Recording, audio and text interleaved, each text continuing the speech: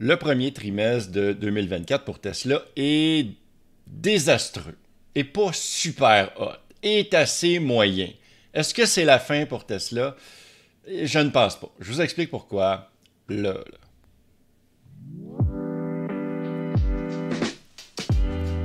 Salut Yann! Est-ce qu'on va encore parler d'affaires électriques aujourd'hui? Oui, monsieur. Ah, Salut tout le monde, mon nom est Yann Florent. Le premier trimestre de Tesla, les livraisons de véhicules ont été sorties et les chiffres sont pas super hot. Tesla aurait pu faire mieux, mais il y a des trucs qui ont empêché Tesla d'obtenir des bons chiffres pour obtenir les standards que les actionnaires ont demandé. Donc, c'est pour ça que l'action de Tesla a baissé cette semaine, encore une fois. C'était encore semi-vague, semi-louche, là, ça s'en allait. C'est toujours chambranlant. L'action de Tesla, là, ajoute pas ça si tu es un tantinet nerveux. Fait qu'on va aller directement. Là, j'ai une petite vidéo pour vous. Traduire comme d'habitude.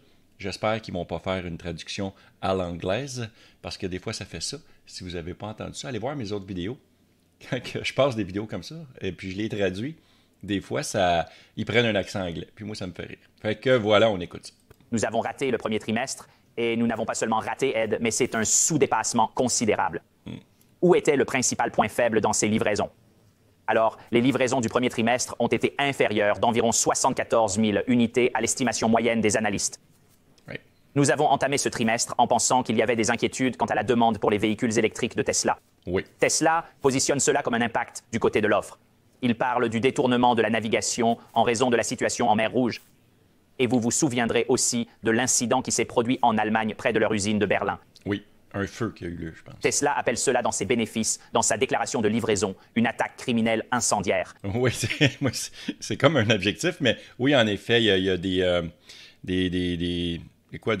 monde qui était contre l'usine de Tesla, qui disait que ça polluait plus, tout ça, des écolos, on va dire. C'est weird que des écolos s'attaquent à l'usine de Tesla, mais je pense que c'est ça, c'est des écolos, puis il y a quelqu'un qui a mis le feu carrément pas loin de la factory à Berlin, fait que ça a créé des problèmes et des ralentissements de ce côté-là. C'était quelque chose qui faisait l'objet d'une enquête. Mais il y a quand même un grand décalage. Les volumes de production ont été inférieurs d'environ 20 000 unités aux attentes. Ouais. Le manque de livraison est beaucoup plus large.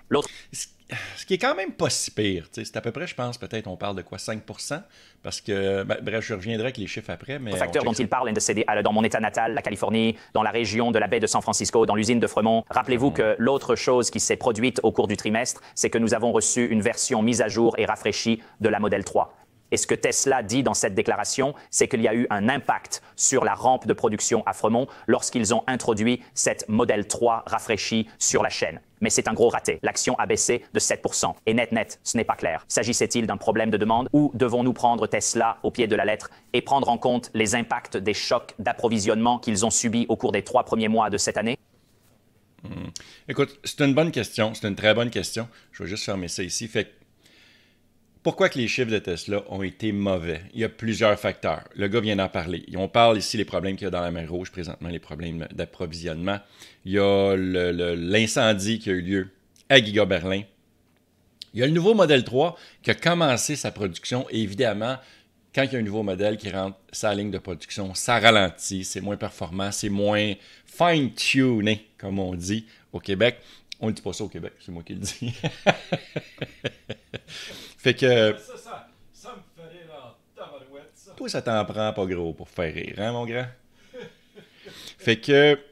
Ouais, c'est ça. Fait que là, c'est ça. Quand il y a un nouveau véhicule qui arrive, évidemment, la ligne de production a ralenti parce qu'on veut s'assurer que tout rentre bien dans l'ordre, tout ça. C'est le temps de prendre la vitesse de croisière. Ça, c'est tout à fait normal.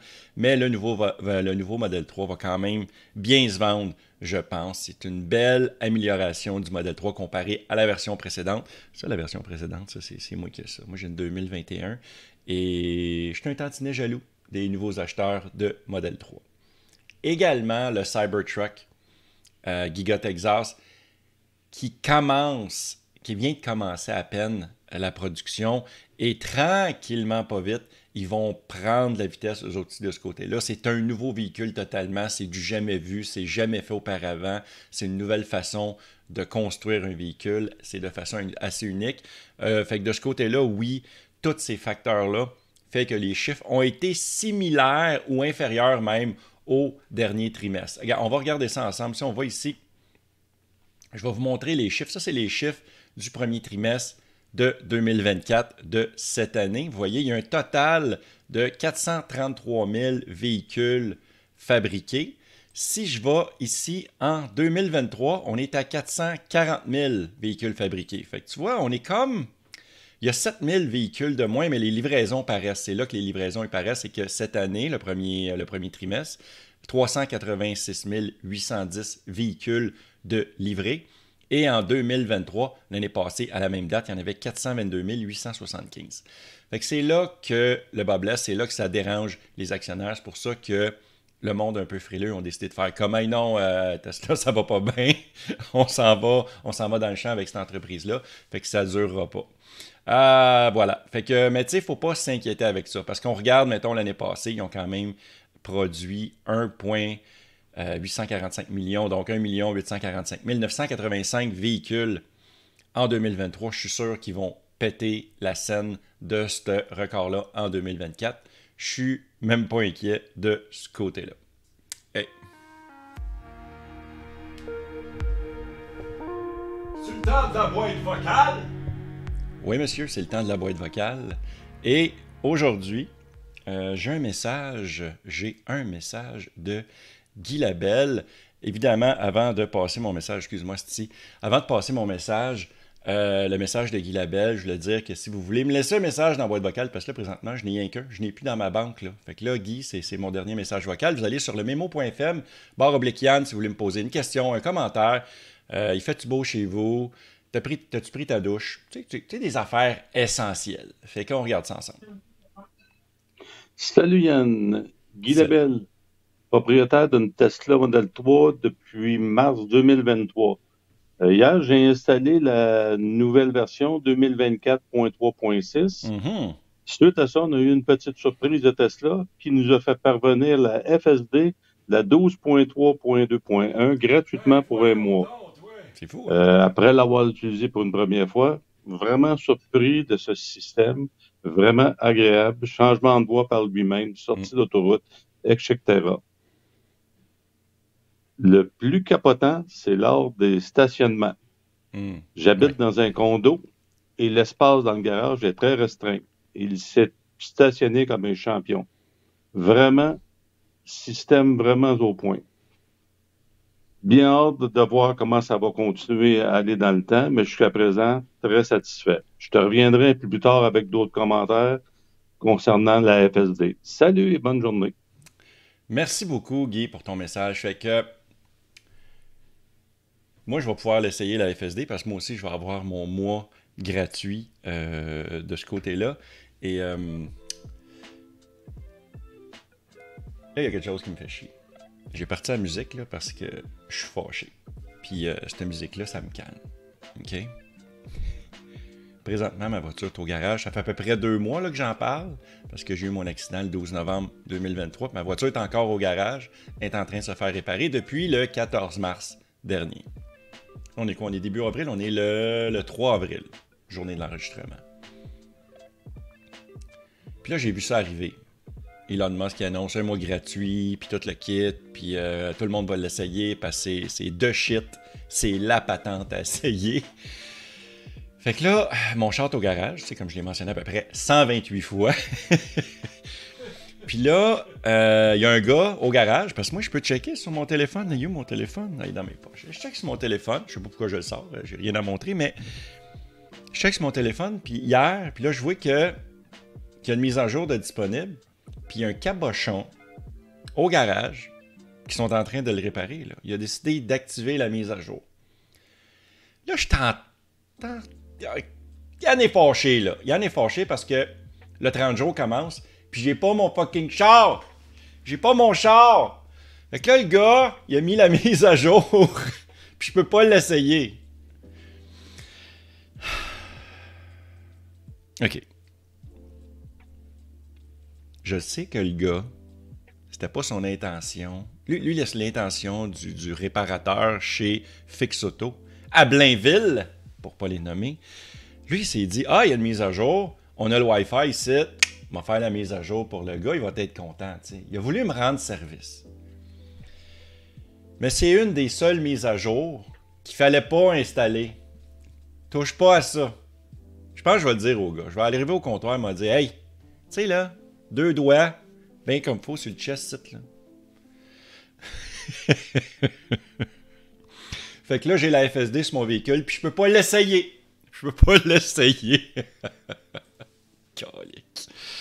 Ah, oui. Fait que, ouais, bien content, Guy, que t'aimes ça. Moi aussi, j'ai hâte de l'essayer. J'ai entendu beaucoup de bons commentaires à ce sujet-là. Fait que, ouais, c'est ça. Allez, on continue les nouvelles de l'autre bord.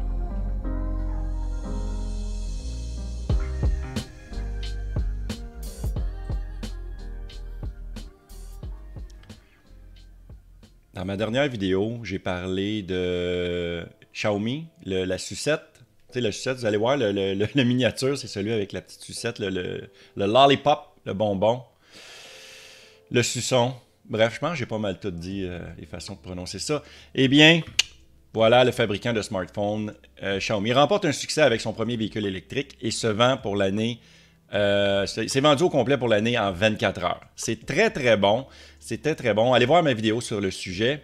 Donc, Xiaomi ne regrette certainement pas sa décision de se lancer dans la fabrication de voitures électriques puisque l'offre initiale de la société a été vendue au cours de la première année de production en moins de 24 heures. Ça, c'est hot. Ça veut dire qu'il y a vraiment un hype par rapport à cette voiture-là. Fait que ça, c'est intéressant. J'ai hâte de voir, moi, dans 1 an, dans 2 ans, c'est quoi la fiabilité de ce véhicule-là. Parce que c'est leur premier véhicule. Est-ce qu'il y a eu un partenariat avec quelqu'un d'autre? Est-ce qu'ils ont parti de zéro? Tu sais, de rien, ils ont fabriqué, ils ont fait leur usine de fabrication, puis ils ont parti de rien. Ou il y a un partenariat avec BYD, par exemple. Tu sais, avec quelqu'un, tu sais, je parle pas d'acheter des batteries à CATL ou quoi que ce soit. Je parle vraiment, est-ce qu'il y a quelqu'un qui l'aide à fabriquer ces véhicules? Ça, l'article ne le mentionne pas. Mais ça, on pourrait gratter ce sujet. Si vous avez la réponse, mettez-moi ça dans les commentaires juste en bas. Donc, le fabricant de téléphone, devenu fabricant de voitures électriques, a dévoilé l'année dernière sa toute première voiture, la Sucette. Moi, je l'appelle la Sucette parce que Vincent, sur mon Discord, il me fait rire avec ça parce qu'il trouvait que ça sonnait comme une sucette. Fait que c'est très drôle. Et la réponse des acheteurs a été massive. La société chinoise a révélé que tous les créneaux de précommande avaient été épuisés. Là, il répète un peu la même fucking affaire que l'autre paragraphe. Fait qu'on va continuer. Les précommandes du concurrent de la Tesla Model 3 ont dépassé de 50 000 en seulement 27 minutes. Ce chiffre grimpant à près de 90 000 avant la fin de la journée. En conséquence, les clients peuvent devoir attendre jusqu'à 7 mois après avoir effectué un dépôt de 5 000 yuan, soit 850 $ pour réceptionner, pour recevoir leur commande. La Xiaomi Sucette commence à 40 300 $ canadiens ou 29 900 $ américains avec la version standard, tandis que la version Pro coûtera aux acheteurs 45 900 $ ou 33 900 $ américains, ce qui est fucking pas cher. Je sais qu'elle ne sera pas disponible ici. Je sais également que si jamais elle décide de débarquer au Canada, le prix va être plus élevé parce qu'il faut qu'il fasse la livraison, faut qu'il fasse approuver la voiture. Je pense qu'il y a comme voyons, j'oublie le nom, là, mais mettons la NHTSA, qu'il faut tout qui réglemente la voiture pour qu'elle soit officiellement réglementaire pour être sur les routes du Canada ou des États-Unis. Donc, c'est sûr que le prix va être plus élevé, mais c'est quand même intéressant. Quand même qu'elle soit 55 000, d'après moi, peut-être un 10 000 de plus, ça serait quand même intéressant comme véhicule. Donc, Xiaomi prévoit de commencer à livrer les 2 premières versions ce mois-ci. Ça, donc, on parle ici du mois d'avril, et ça va s'étendre au cours des 7 prochains mois. Cependant, les commandes du Max, ça c'est la version de luxe, connaîtront des délais d'attente plus longs. Certains s'attendent déjà jusqu'à l'année prochaine. Fait que voilà, félicitations Xiaomi. J'ai vraiment hâte de voir la suite de ce dossier-là. Tesla récupère la couronne mondiale des voitures électriques auprès du méga gigantesque fabricant BYD. Parce que oui, BYD l'année passée avait pris les devants, avait vendu plus de véhicules que Tesla, eh bien, c'est terminé. Pour le premier trimestre du moins, Tesla, malgré leur trimestre de marde, eh bien, ils ont réussi à vendre plus de véhicules que BYD. Malgré les défis de production et une baisse de livraison d'une année sur l'autre, Tesla est redevenu le leader mondial des ventes de véhicules électriques à batterie, devançant son concurrent le plus proche, le chinois BYD, au premier trimestre 2024. Tesla a livré, comme on l'a vu plus tôt, 386 810 véhicules dans son premier trimestre, en baisse de 8,5 % par rapport à l'année précédente, marquant sa première baisse d'une année à l'autre depuis le deuxième trimestre de 2020, avant la COVID. Je bois trop de café, j'ai comme un petit burp. Hein? Voilà, je m'excuse. Ah, oui. Fait que le ralentissement est... Ça me rappelle la fois que quand tu sais que... Dude, j'ai fait un rot. Ah! C'est comme... Ça te rappelle de... OK. OK. Donc, le ralentissement a été attribué aux ajustements de production pour la mise à jour de la Model 3 et fermeture d'usine en raison des perturbations externes, y compris un incident criminel à Giga Berlin. On l'a mentionné plus tôt dans la vidéo. Cependant, pendant ce temps, BYD, que les grands médias ont présenté comme le premier fabricant de véhicules électriques au dernier trimestre, pour la première fois, il était comme le plus grand vendeur mondial au dernier trimestre, eh bien, a annoncé les ventes de BEV, ça c'est les véhicules électriques simplement, pas à batterie, non, Battery Electric Vehicle, au premier trimestre. Ils ont vendu 300 114 véhicules. C'est-tu vendu ou fabriqué? Je pense que c'est fabriqué. Il s'agit d'une baisse encore plus forte de 43 % par rapport au dernier trimestre de 2023, permettant à Tesla de progresser facilement au classement mondial des voitures électriques. Donc voilà, c'est terminé. Fait que prochaine round, deuxième trimestre, on se reprend là. Qu'est-ce qu'on a ici? Les ventes de Tesla en Chine ont bondi de près de 50 % en mars, remettant le ralentissement précédent avant le post-nouvel an chinois. Fait que oui, Tesla avait planté du nez solide. Il faut comprendre que Tesla, pour moi, c'est pas une voiture de luxe, c'est une voiture technologique, mais pour les Chinois, ceux qui ont les moyens de s'acheter des véhicules, du moment que tu as un peu de budget, tu n'as pas tendance à aller vers Tesla. Tu vas encourager les compagnies comme BYD, comme... voyons, j'oublie l'autre. J'ai Xiaomi en tête, là, mais il y en a un autre aussi qui est assez populaire dans cette. Bref, le nom ne me revient pas, c'est pas grave. Mais tu sais, Tesla n'est pas considéré comme quelque chose de un peu, tu sais, c'est... Comment je pourrais dire ça? J'essaie vraiment une façon de le dire comme du monde. C'est considéré comme une voiture cheap. Voilà. La meilleure façon de le dire, c'est ça. C'est cheap, c'est bas de gamme comparé aux véhicules chinois. Donc, ceci étant dit, il s'agit d'une légère augmentation par rapport au même mois de l'année dernière, là, que Tesla a vendu 88 869 véhicules fabriqués en Chine. Cependant, 47,50 % de plus qu'en février de cette année, lorsque 60 365 véhicules ont été vendus. Bon. La capacité de production annuelle de Giga Shanghai est de plus de 950 000 véhicules par année. Cela en fait la plus grande usine automobile au monde. C'est vraiment impressionnant. C'est vraiment quelque chose de big. Donc, en février, la Chine a célébré le Nouvel An chinois, donc l'année du dragon, qui a entraîné des perturbations de la production et une baisse de la demande. Toutefois, les chiffres montrent que la situation s'est améliorée au mois de mars.